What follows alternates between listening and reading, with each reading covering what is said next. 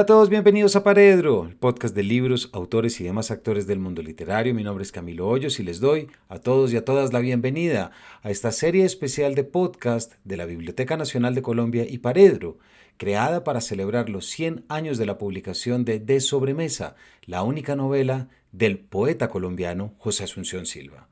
Este proyecto se realiza con el apoyo de Corpo Élite, como parte de las efemérides literarias que buscan recuperar, releer y difundir las obras fundamentales de nuestra tradición. Gracias a este proyecto de la Biblioteca y Paredro, hoy podemos ofrecerles 5 conversaciones con algunas y algunos de los estudiosos más reconocidos de Silva y de la literatura latinoamericana de fin de siglo. De Sobremesa, publicada en 1925, 3 décadas después de la muerte de Silva, ha sido durante mucho tiempo una novela menospreciada, poco leída y muchas veces mal interpretada. Su edición póstuma, la ausencia del manuscrito original y las tensiones literarias de su época contribuyeron a que quedara opacada y relegada frente al impacto inmediato de obras como La Vorágine de José Eustacio Rivera, aparecida apenas un año antes. Pero De Sobremesa es en realidad una novela extraordinaria, cosmopolita, decadente, irónica, experimental, profundamente moderna. En sus páginas se cruzan el diario íntimo, la crónica de viaje, la reflexión estética, la enfermedad, la melancolía, la crítica a lo americano y la figura del dandy como máscara cultural. Es también un retrato sutil y a veces feroz de la sensibilidad latinoamericana y de los desencantos de fin de siglo. Nuestro propósito en esta serie es abrirle un nuevo espacio a la novela, conversar con especialistas, revisar sus prejuicios, iluminar sus claves de lectura y devolverla al lugar que merece en nuestro imaginario literario. Gracias por acompañarnos en esta conmemoración. Esto es Paredro Podcast y aquí comienza un nuevo episodio De Sobremesa 100 años después.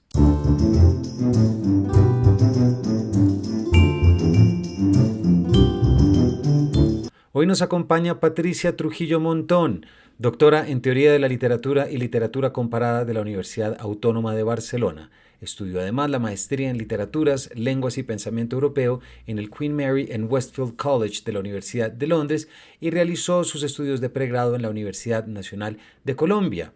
Allí también fue entre el 2005 y 2007 y del 2013 al 2016 editora de la revista Literatura, Teoría, Historia y Crítica, publicada por el Departamento de Literatura de la Universidad Nacional de Colombia, desde donde ha sido profesora desde el 2001. Sus áreas investigativas son la poesía moderna, la literatura colombiana del siglo XX y la teoría crítica. Bienvenidos. Patricia, bienvenida a Paredro.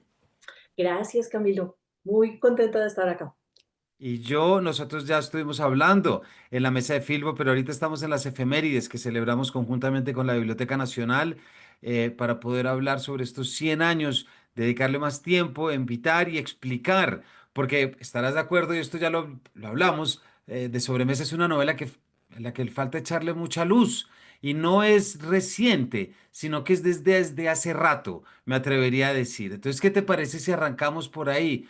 ¿Cuáles crees tú que han sido esos principales prejuicios que han acompañado la lectura y por no decir la promoción y el conocimiento de esta, la única novela de José Asunción Silva, De Sobremesa?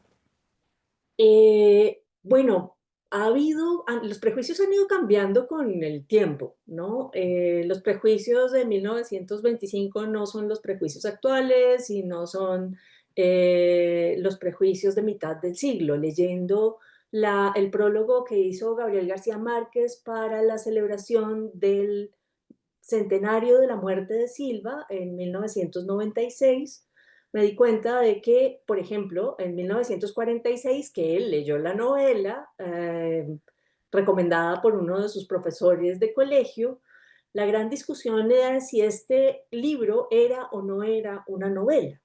¿Mm?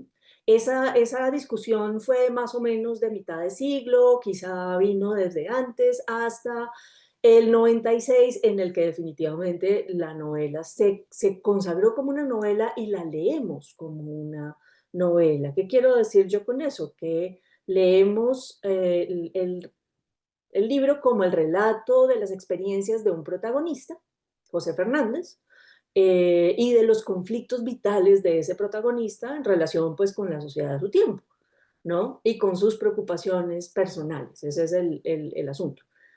Pero esa discusión ya no la tenemos, ¿no? Esa discusión estuvo antes. Digamos que una de las discusiones que se han prolongado más o de las ideas recibidas que hemos continuado, a la que hemos continuado dando vueltas, es la idea de leer la novela en clave autobiográfica, ¿no?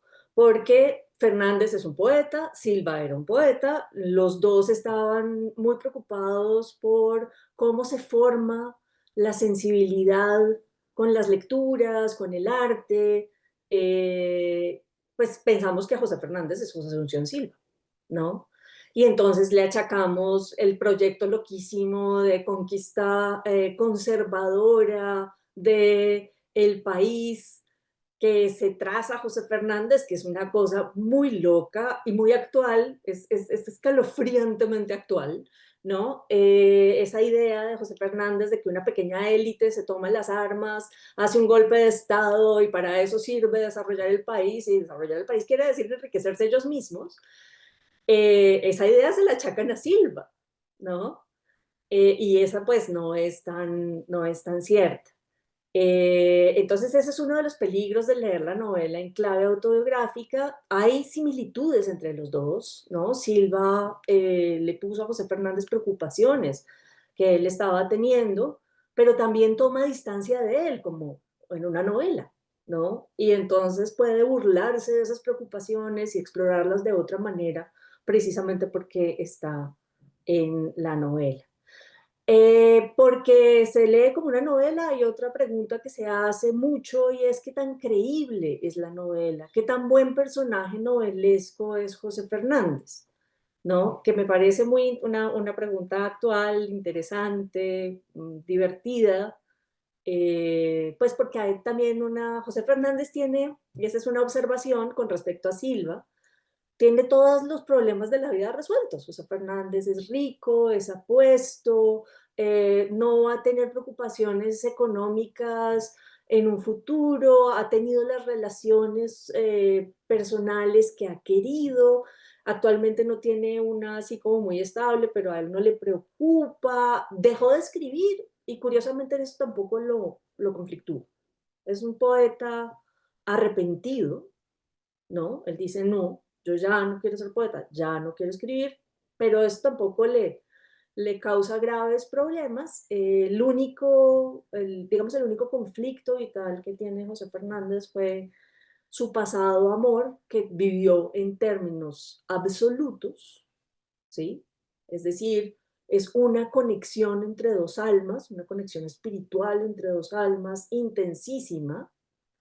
No sabemos cómo lo vivió Elena, pues porque no tenemos ni idea de qué pudo haber pasado con ella, pero él, ¿no? Vivió esa conexión como una cuestión absolutamente intensa y ella pues murió. Entonces él ya es una posibilidad vital pues que él ya no tiene, ¿no?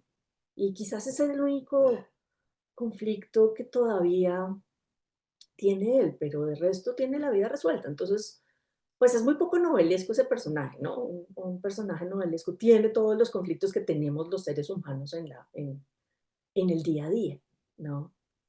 Y sin embargo, la novela nos habla también mucho de los conflictos actuales.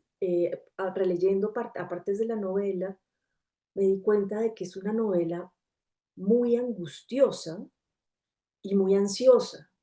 O sea, José Fernández tiene los problemas de ansiedad que tenemos hoy en día a día, propiciados pues por la cantidad de estímulos a los que estamos sujetos hoy en día, ¿no? Y es muy interesante leer la novela en clave de angustia, en clave de interrupción de la concentración, en clave de interrupción de la atención, que es también parte de nuestra experiencia contemporánea. Eso sería, digamos, una nueva reactualización de la novela que sería bonito explorar. Ahorita yo te lo voy a preguntar, no te preocupes, porque creo que ese es uno de los elementos claves para siempre pensar en muchos de esos ejes transversales de la novela y también los que nos apelan para leerla ahora. Pero antes de eso Sí. quisiera prolongar un poquito una respuesta que tú das y es esta idea que pues conocemos que es la lectura autobiográfica y la lectura autobiográfica pasa por el reconocimiento e identificación de la figura del poeta José Asunción Silva y la dificultad en abrirle un espacio al novelista cuando solamente se piensa poeta, además de nocturnos. ¿Sí me entiendes? O sea, como con todo esto. ¿Cómo crees tú que la novela y la personificación, digamos, de autoría o de personaje de Fernández, como prefieras, refleja, contradice o acompaña esa imagen consagrada del poeta José Asunción Silva? Tal vez sí, sería interesante poner la pregunta de cabeza, ¿no? Y es decir, cómo nuestra imagen de Silva afectó nuestra percepción de José Fernández como personaje. Porque el hecho de que pues, Silva fuera un poeta modernista, fuera tan buen poeta, ¿no? Porque es un excelente poeta. Eh, y el hecho de que se hubiera suicidado muy joven, a los 31 años, que también marca, ¿no?, la leyenda de Silva como una especie de gran genio incomprendido, porque fue una persona muy incomprendida por su círculo social, ¿no?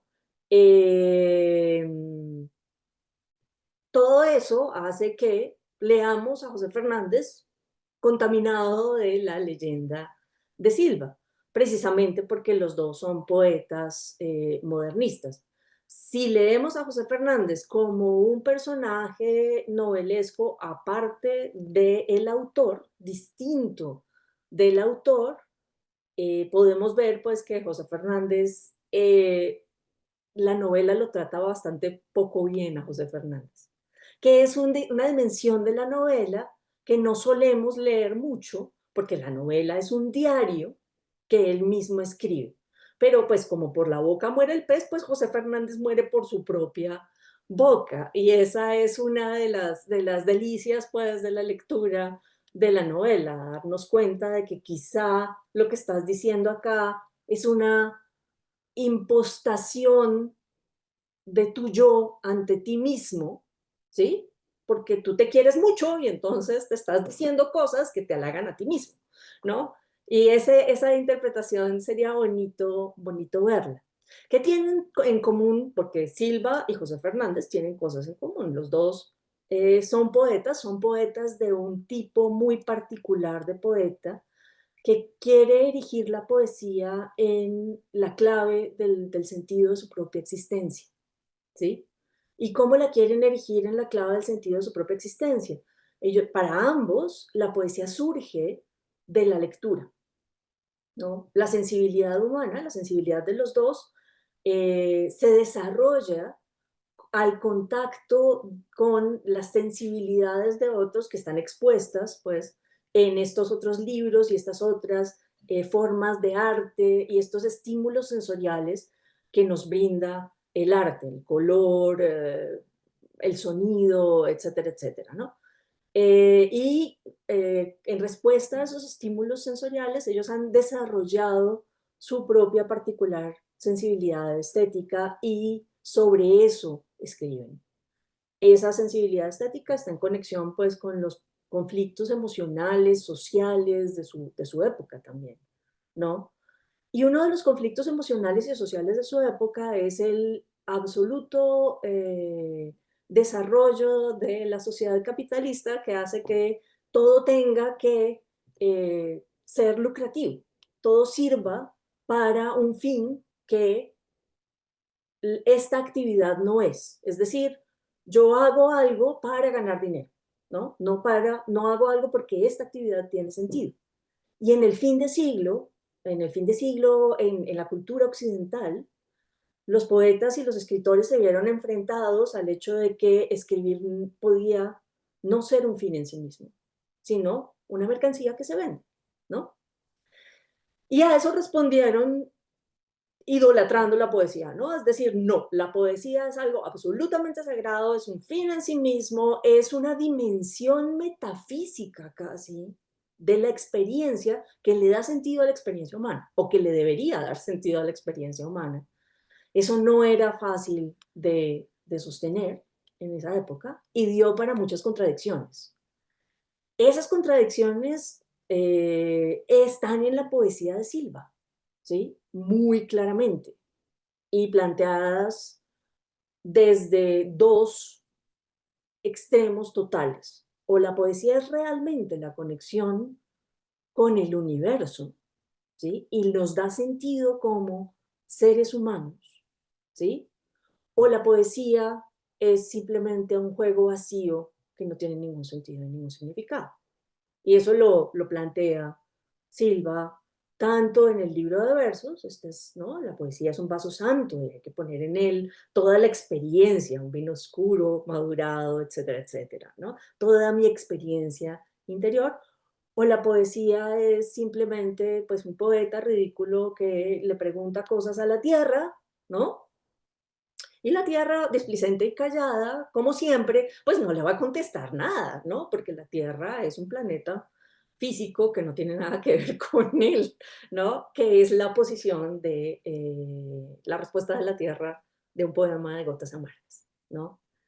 Esas contradicciones que Silva plantea radicalmente en la poesía están mediadas por el género de la novela en De sobremesa. Es decir, están mediadas por el hecho de que tenemos un personaje al que quizá no hay que tomarnos tan en serio, ¿no? Que tuvo esas contradicciones en un pasado, pero que hoy en día vive una vida muy cómoda, ¿no? Excepto por este amor que tuvo, que está planteado, así como la poesía estaba planteada en el fin de siglo en términos radicales, ¿sí? Está planteado en términos radicales, ¿sí? Este es un amor que es imposible en nuestra sociedad y él quiso alcanzarlo, lo vivió, nos dice que lo vivió y está lamentándolo, ¿no? Todavía José Fernández hasta cierto punto está en duelo, ¿no? Cuando Claramente. lee su diario.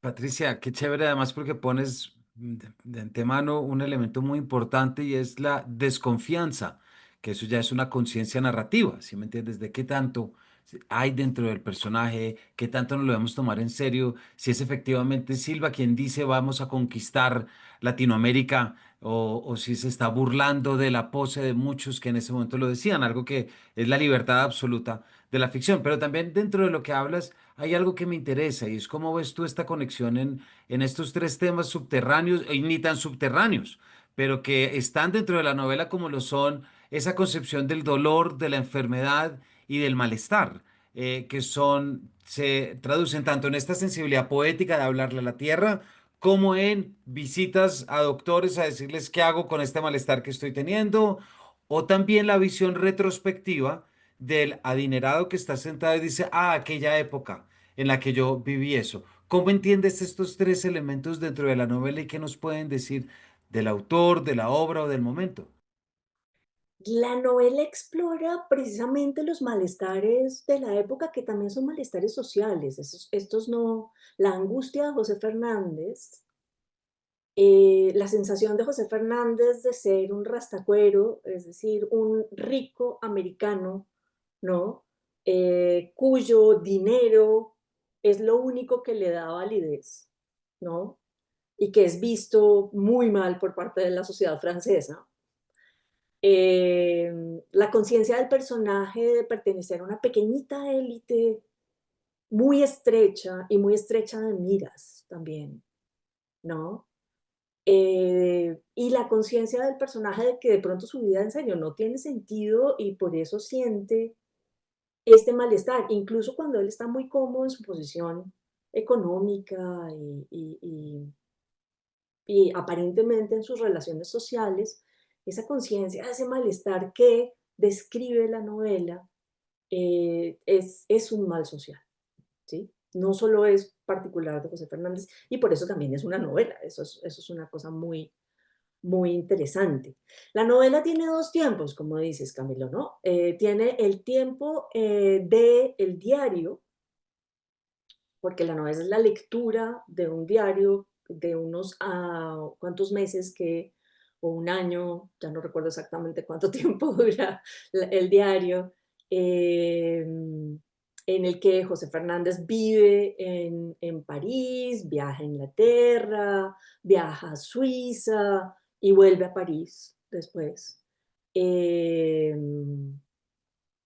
Y descubre, pues, ve a Elena por primera vez, se enamora de ella profundamente, la busca por todas partes, tiene una serie de experiencias casi metafísicas de contacto con ella que sugiere la novela, que son reales, ¿no? O sea, que sugiere el diario que son reales. Y acaba su diario, pues, spoiler, con la muerte de Elena, perdón. De cuando él descubre que ella ha muerto y está enterradita. Es, perdón por el spoiler. Pero bueno, ese es el final del diario. Y eso sucedió unos años antes del momento en que se lee el diario. Porque la novela comienza con 5 amigos que están reunidos después de una comida y 4 de los 5 le piden al quinto pues que les lea algo y él decide leerles el diario. Y termina, bueno, hay un par de interrupciones a lo largo de la lectura en la que los amigos opinan. Hay uno de los amigos que decide que él no entiende nada de esto porque es un hombre, es un hacendado, práctico, entonces no está entendiendo nada de lo que está leyendo, José Fernández y se va, ¿no? Y luego viene el final de la novela, que es la impresión que causa la lectura. Y la impresión que causa la lectura es un gran silencio. Silva no nos dice cómo reaccionan los oyentes directamente, sino que dice que hay un silencio que se suspende, ¿no? En el cuarto, ¿no? En el que se oyen los leves sonidos de la sala y pasa casi cinematográficamente, como decía García Márquez, que era una novela muy cinematográfica antes de que existiera el cine, pasa casi cinematográficamente por los objetos de la sala y ya.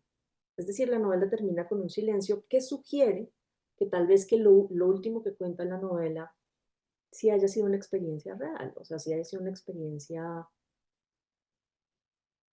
verdadera, esencial, fundamental, ¿no? Y esa experiencia verdadera, esencial, fundamental es el descubrimiento de José Fernández, otro spoiler, de que sí había una conexión espiritual fundamental entre él y Elena, ¿no? Eso es lo que plantea al final, ¿no? Pero la yuxtaposición de estos dos tiempos nos permite tomar un poquito de distancia frente al poeta que escribió el diario mismo, ¿no? Porque él mismo toma distancia frente a sí mismo, ¿no? Le dice se lee su proyecto en el diario, él anota como una de tantas ideas que explora, ¿no? A lo largo del diario, la posibilidad de hacer este proyecto político muy de corte conservador, de tomarse el poder y desarrollar el país a las malas, ¿no? Y termina de leer José Fernández el pasaje y les dice a los amigos, yo estaba muy loco, ¿no? En ese momento. Y uno de los amigos le dice una cosa bien interesante, nunca estuviste más cuerdo. Y es como, pucha, aquí tenemos, digamos, como 3 dimensiones de crítica de la novela. El José Fernández actual, que se lee a sí mismo antes y tiene esta sensación de extrañamiento que uno tiene al leer lo que escribió de sí mismo hace muchos años. Y es, ve, tan raro que a mí se me ocurrió semejante idea tan boba o tan loca o tan distinta o qué sé yo. ¿Sí? Que lo exclama ante sus amigos, pero que además también se está impostando un poco, porque a José Fernández le encanta actuar, le encanta que lo admiren, le encanta que le digan que él es un gran poeta, así él diga, no, es que yo tengo a Dante y a Goethe como grandes maestros y a Shakespeare, entonces yo no puedo ser un gran poeta, pero le gusta que le digan que es un gran poeta, etcétera, etcétera, etcétera, ¿no? Le digan que es un gran hombre en los negocios, eso le encanta. Entonces también se está impostando, está diciendo, hay algo de autocrítica en esa, yo estaba muy loco, pero también reconozcan que yo soy muy inteligente porque digo que esto es un proyecto absurdo. Y el tercer nivel de crítica de la novela es con respecto al amigo José Fernández. Hay un miembro de esa élite, por lo menos uno, que sí piensa que ese es un proyecto político válido. Qué susto, no con esa élite. No, muy papucha. Esa es muy interesante, ¿no? Hay un tema muy interesante ahí, Patricia, que tú dices y es en relación eh, precisamente a esa, no sé si ambigüedad por el silencio final que está en fuera del marco narrativo del diario, y es escribir o no escribir poesía. Es cuánto deberías volver, uno le echa en cara y le dice, claro, es que todo este lujo es lo que te abandonó a ti, lo que te hizo llevar. Él diciendo, no, pero es que llamarme, como tú has dicho, llamarme poeta a mí, como se llama Shelley, a Homero y a Goethe. Y también la inclusión de este que le dice, nunca has estado más cuerdo en tu vida que cuando creíste en la poesía. Hay ahí también un juego interesante que no sé si tiene que ver un poquito como con esa dimensión espiritual final de la novela, en la cual uno no sabe si se critica la escritura desde la postura, se añora la escritura poética, se ve con nostalgia un paraíso perdido, aquel en el que creía en ideales, o cómo. Sé que de pronto estoy replanteando la pregunta acerca del malestar, pero en la poesía, así como la imagen del poeta consagrado, es fundamental dentro de toda la novela y la noción del marco narrativo que se desarrolla. Bueno, yo también me desvié del tema con lo del malestar ahora que lo vuelves a mencionar, pero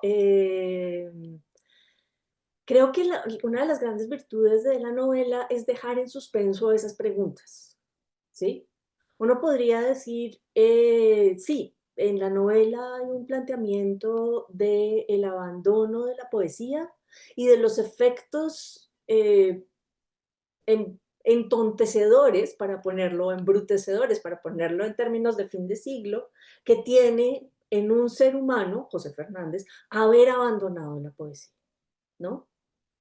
Este José Fernández actual es mucho más pobre que el José Fernández anterior, ¿no? Y porque abandonó precisamente la poesía. Dos, y en ese sentido sí sería un pensamiento nostálgico sobre el poema. Dos, la novela está planteando que de pronto uno puede abandonar la poesía y dedicarse a otras cosas y no importa, ¿no? Que la poesía no es tan esencial, ¿no? Que no existe, y eso sería realmente una visión muy oscura de la existencia humana, que fuera de hacer dinero, ¿no? Dedicarse a los hobbies y tener vida de familia más o menos armónica o no tener vida de familia, como no la tiene José Fernández, no hay nada más. La vida no tiene sentido, ¿no? Más allá de eso. Esa es una, y eso lo plantea, o sea, está ahí, uno puede leerlo a partir de la novela, precisamente porque el libro deja en suspenso esas posibilidades, ¿no? Deja en suspenso enfrenta también la opción de los médicos, ¿no? Que le dicen a José Fernández, mire, Rivington, usted lo que tiene que hacer es buscar a esta niña y casarse con ella, ¿no? Y José Fernández se pega un susto terrible porque si uno va a vivir un amor en términos absolutos, en términos de conexión espiritual, pues no puede convivir con la persona, porque la convivencia está hecha de pequeños conflictos diarios, ¿sí? Y de replantearse las razones por las cuales uno está con el otro y acostumbrarse al otro y ceder frente a los intereses del otro y no ceder en otras cosas. Está hecho de eso la convivencia, ¿no? Pero pues para el médico, para Rivington, no existe otra posibilidad humana que la familia burguesa, ¿no? Y José Fernández pues rechaza esa cuestión, tanto el José Fernández pasado como el José Fernández presente. No sabemos si haya una satisfacción con respecto a sus relaciones personales real, ni en el del pasado ni en el del presente. O sea, el José Fernández del pasado, que escribe el diario, nos dice que él tiene una cantidad de amantes, que le va súper bien con todas ellas, ¿no? que todas ellas lo adoran y él las abandona a ellas, excepto una, ¿no? A la que pilla con la amante de ella, que era otra mujer, ¿no? Y entonces él tiene un arranque de ira y las ataca con un abrecartas. O sea, ¿quién va a matar a nadie con un abrecartas? Pero bueno, él las ataca, ¿no? Así muy fuertemente y después se pega un susto terrible porque piensa que lo van a acusar de asesinato y huye. Y ahí también hay que mirar a José Fernández con ¿no? un poquito de distancia crítica y reírse un poquito de él. Eh, pero uno no sabe si ese José Fernández está satisfecho con, o sea, si esas relaciones están bien, o sea, si lo satisfacen o no. Y tampoco sabe si el José Fernández que lee el diario, cómo le está pasando con sus relaciones personales, ¿no? Ese es un vacío interesante en la novela y un poquito aterrador, ¿no? Pues ahí hay un punto, por ejemplo, fíjate, Patricia, que yo nunca había pensado, pero ahorita como tú lo pones, y es que Fernández cita una cantidad de poetas, autores, o sea, hay un conocimiento, la cartas de Silva también citan muchos autores que está a punto de recibir cuando está en Caracas, mejor dicho, era un autor que leía mucho. Pero esto que dices de la renuncia a la poesía es esa parte que a veces no sale tanto de Rimbaud. Nos quedamos con la poesía del vidente y con todo, pero se nos olvida que él al final dice, chao, yo esto lo abandono y prefiero irme a traficar con armas y a Es irme a terrible. Abisinia y a hacer todo esto. Pero fíjate que sí hay un paralelismo entre el abandono de lo poético en aras de lo comercial y mercenario, porque incluso hay teorías en It Stark que habla de cómo incluso quería vender esclavos, pero Mm. es como cambiar lo poético por lo mercenario y cambiar lo poético por lo absolutamente comercial. La renuncia a la poesía también como un statement que critica el efecto poético. No, ahora no recuerdo si en De Sobremesa se cita o no a Rambo. Creo que no aparece. Llama la atención que no, porque pues porque ya para ese momento era, pero el hecho es que no está y bueno, mira, seguimos sacando lo que puede ser precisamente unas intertextualidades interesantes. Patricia, ya para cerrar, bueno, no sé si quieres comentar algo de esto, pero ya para cerrar te iba a preguntar algo por donde arrancaste. ¿Por qué crees que deberíamos seguir leyendo de sobremesa hoy? Esta es la pregunta fundamental para nuestra audiencia, que en este momento va a decir, oiga, creo que valdría la pena ir a buscar alguna edición. Pues porque de sobremesa habla de esa angustia contemporánea en la que vivimos ahora, ¿no? Y que se ha incrementado exponencialmente con las redes sociales, ¿no? Y con los algoritmos y con nuestra interacción con las IAs, etcétera, etcétera. Precisamente porque estamos sujetos a una cantidad de estímulos que en la época de Silva había que buscar. La única gran ciudad, o las dos únicas grandes ciudades de la época, tres grandes ciudades, ahora ya van tres, serían Londres, París, Nueva York, ¿no? Grandes capitales latinoamericanas no existían todavía en 1894. Bogotá era una ciudad de 10.000 habitantes y Silva decía que se sentía vigilado todo el tiempo, ¿no? Porque claro, pues son 10.000 habitantes, todo el mundo sabe quién es quién y todo el mundo sabe si uno se levantó a las horas que se levantó y se fue a abrir el almacén o no se fue a abrir el almacén, etcétera, etcétera, etcétera, ¿no? Es otro tipo de existencia, ¿no? El anonimato de las grandes ciudades, ¿sí? Y al mismo tiempo el tener la posibilidad de acceder a libros, a conciertos, a museos, a obras de arte, a conferencias científicas, a todo este tipo de cosas que hace José Fernández, a negocios, a la especulación en la bolsa, a la observación sobre cómo manejan los ingleses sus propias negocios, etcétera, etcétera. Todos esos estímulos tenía que buscarlos José Fernández en una gran ciudad. Y es una especie de mundo ideal de crecimiento personal, ¿no? Infinito, al infinito. Tengo a mi disposición todo en la vida del espíritu actual, ¿no? Que pues solamente alguien de los medios económicos de un José Fernández podía tener, ni siquiera el mismo Silva que hizo, o sea, que en el año que estuvo en en París, tuvo acceso a eso y lo aprovechó al máximo. O sea, ese año Silvia lo vivió con una intensidad que jamás volvió a experimentar en su vida. Eso lo tenemos en el teléfono celular, ¿no? Esa cantidad de estímulos lo tenemos aquí. De hecho, ese mundo nos ha invadido, ¿no? Y entonces ese malestar del que no hablamos del todo antes, que siente José Fernández, tiene unos arranques de angustia muy fuertes que él nos explica, ¿no? Esos arranques de angustia los estamos viviendo ahora, con mucha frecuencia. Entonces la novela nos dice mucho sobre nosotros ahora mismo.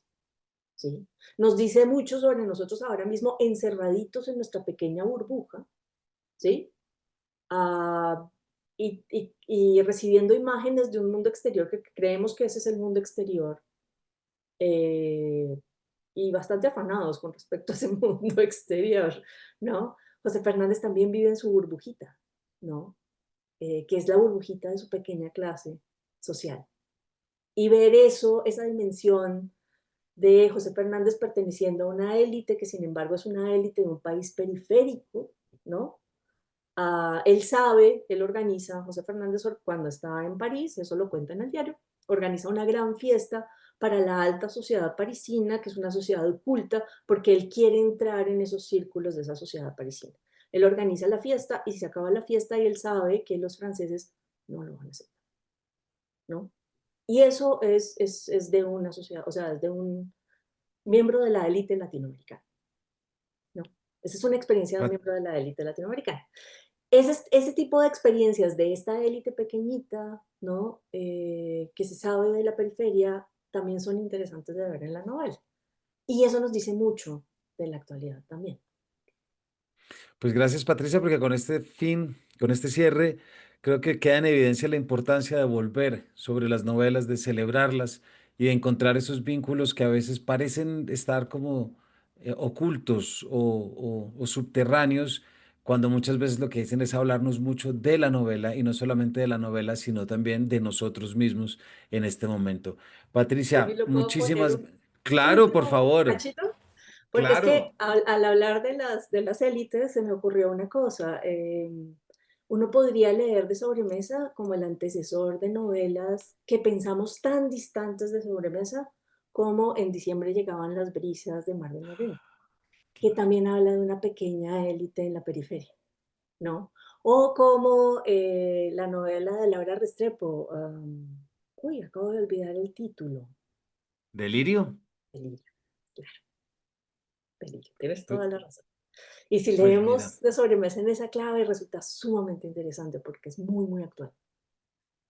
Pues que ojalá algún autor, algún lector nos coja esa pita, Patricia, porque sí que sería interesante analizar dos novelas de mujeres desde una perspectiva de Silva, me parece, y ver cómo puede haber esos puentes comunicativos. Reitero lo que acabo de decir, es decir, siempre hay que volver y nunca hay que dar por fijos ni por cerrados los libros y recordar siempre que es la lectura del momento lo que más los alimenta. Patricia, muchísimas gracias por habernos acompañado en esta celebración del centenario, en esta efeméride, en conjunto con la Biblioteca Nacional. Muchísimas gracias, Camilo. Muchísimas gracias a ti y a las oyentes. Y es una felicidad celebrar la efeméride de Sobremesa. Así Y es, entonces ya felicitaciones saben qué por hacer. la edición y el nuevo prólogo de Penguin. Ay, muchas gracias, eso está feliz. Esa puede ser una de las ediciones que pueden ir a leer, la que más feliz me tiene a mí ahora. No te voy a decir que no, Patricia, muchísimas gracias. A ti, Todos Camilo. ustedes ya saben qué hacer, ¿no? Gracias por habernos acompañado y nos vemos en una próxima edición de este Paredro.